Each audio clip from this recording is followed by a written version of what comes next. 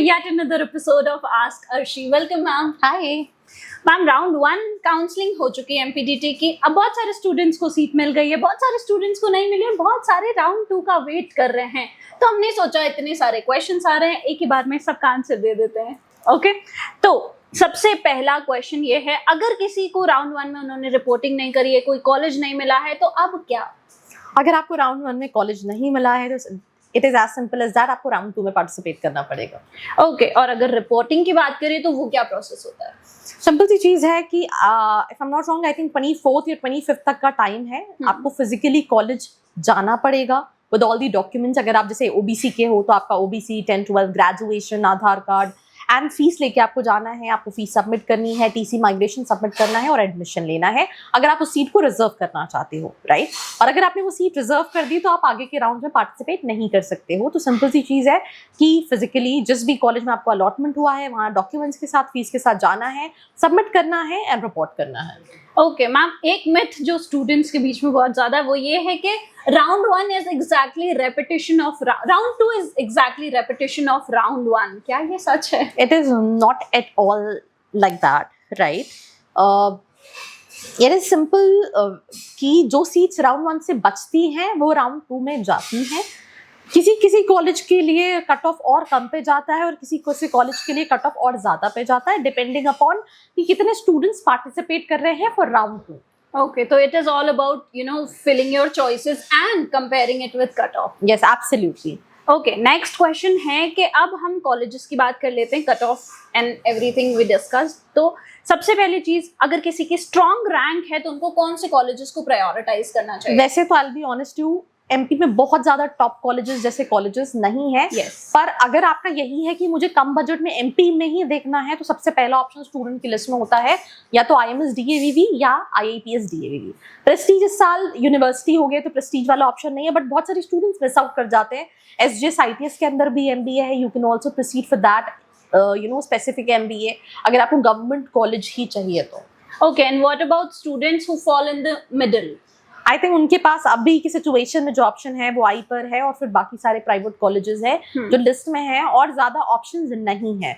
आपको भोपाल में चाहिए तो सिस्टेक है, एसआईआरटी है, ओरिएंटल है, वीएनएस है, all the engineering centric colleges. आपको इंदौर में चाहिए तो एक्रोपोलिस है, आईपीएस है, यही सारे कॉलेजेस हैं. तो आपने इतने सारे प्राइवेट कॉलेजेस के नाम बताए, तो उनको प्रायोरिटाइज कैसे करें? देखो मैं ऑनेस्टली बताऊं, ये सारे colleges are not MBA centric college. तो एमबीए सेंट्रिक कॉलेजेस में you have again IMS, IIPS, SGSIT is again an engineering college. पर अगर आप MP में देख रहे हो तो आप उसको प्रायोरिटी दे सकते हो. Then IPER is one of those options which are like quite MBA centric, right? आप उसके बाद चाहो तो आप DSS का भी MBA रख सकते हो because again it's a management college, उनके पास भी प्लेसमेंट अपॉर्चुनिटीज है. और फॉलोड बाय आप किसी को भी जो भी प्रेफरेंस देना चाहो, it is absolutely your call because I am not gonna prioritize कि नहीं पहले एलएनसीटी को ही रखना चाहिए. जहाँ पे कम फीस लगे वहाँ पे जाओ. एंड अगर आप प्राइवेट कॉलेजेस देख रहे हो तो कॉलेज से बात करो बिकॉज अगर आप ऑनलाइन जाओगे तो आपको 60,000 रुपये फीस पड़ेगी और अगर आप उनके पास डायरेक्ट जाओगे तो हो सकता है आपको 30,000 रुपये में भी एडमिशन दे दे. तो यार आपको अपनी रैंक के हिसाब से या फिर अपनी प्रोफाइल के हिसाब से कॉलेजेस जानने हैं, नॉट ओनली एमपीडीटी में. कहीं भी एमबीए के एडमिशन रिगार्डिंग आपकी कोई क्वेरी है, डायरेक्ट एडमिशन रिगार्डिंग कोई क्वेरी है, डिस्क्रिप्शन बॉक्स में प्रोफाइल एनालिसिस फॉर्म है, उसको फिल करके डायरेक्टली कनेक्ट कर सकते हो. Ma'am, what about upgrade option? A lot of students seem confused about it. See, MPDT के MBA काउंसलिंग में अपग्रेड वाला ऑप्शन नहीं होता है. यहाँ पे राउंड 1 राउंड 2 ऑप्शंस होते हैं जैसे इंजीनियरिंग में होता है. इसके अलावा बहुत सारे स्टूडेंट्स ऐसे भी होते हैं एमपी में जो कंफ्यूज होते हैं. उन्होंने हो सकता है पुणे, मुंबई, बैंगलोर में कोई कॉलेज ले रखा हो बट दिल be sitting for MPDT counselling, या फिर वो अभी भी कंफ्यूज है कि भोपाल में लूँ या इंदौर में लूँ या फिर बाहर जाके कॉलेजेस लूँ. तो देखो सिंपल सी चीज़ है, आपको समझना पड़ेगा आपका बजट क्या है. सबसे इंपॉर्टेंट चीज़ है, अगर आपका बजट है 6-7 लाख रुपए का, मुझे नहीं लगता 6-7 लाख रुपए फिर आपको भोपाल में या फिर ग्वालियर में लगाना चाहिए. You should go for metro cities which is Pune, Mumbai, Bangalore. Second important चीज, एमपी में बहुत सारे कॉलेजेस हैं जिनको लेके स्टूडेंट कंफ्यूज होता है कि अच्छा मैं जागरण लीग सिटी यूनिवर्सिटी चला जाऊं या फिर सनस्टोन चला जाऊं या फिर जयपुरिया है या फिर सिम्बियोसिस है या फिर NMIMS इंदौर है.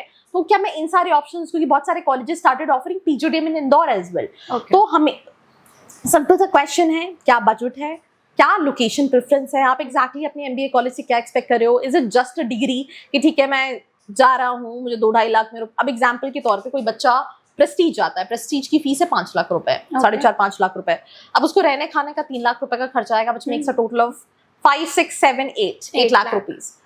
अब भले प्रेस्टीज कुछ भी क्लेम करे, but in real average package जो आपको ज्यादा मिलेगा 2.5-3 लाख का। They have a batch size of 1400 students. अब 8 लाख रुपए 9 लाख रुपए में आपको पुणे में कॉलेज मिल जाएंगे जहाँ पे कॉर्पोरेट ज्यादा है, एक्सपोजर ज्यादा है, अपॉर्चुनिटीज ज्यादा है।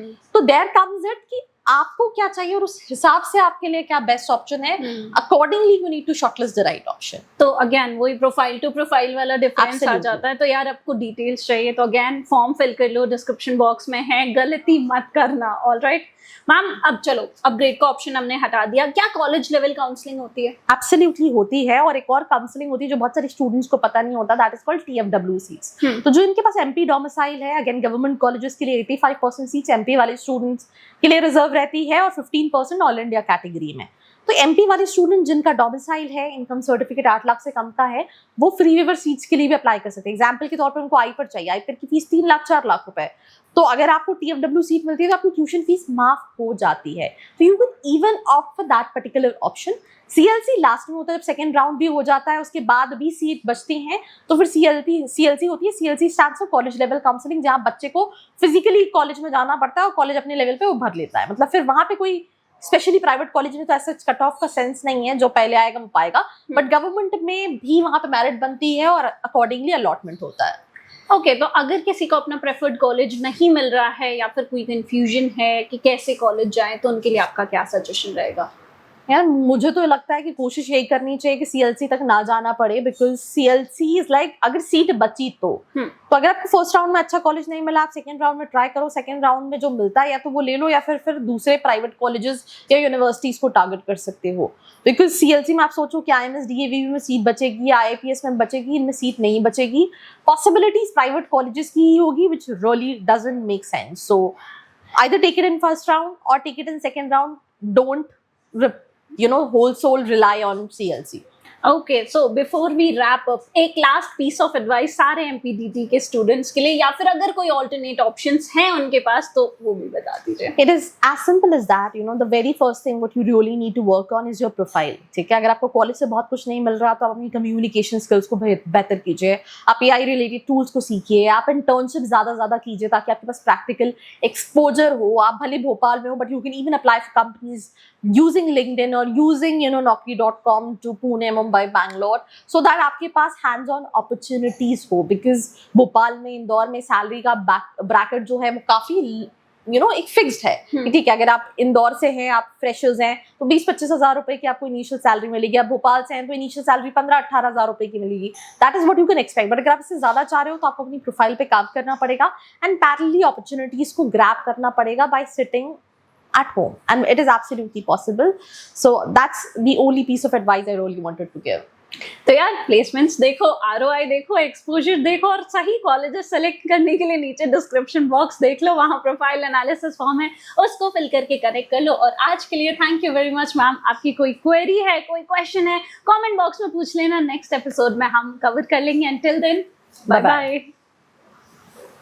I hope you like this video. For more such videos, keep watching our channel. And do not forget to like, share and subscribe.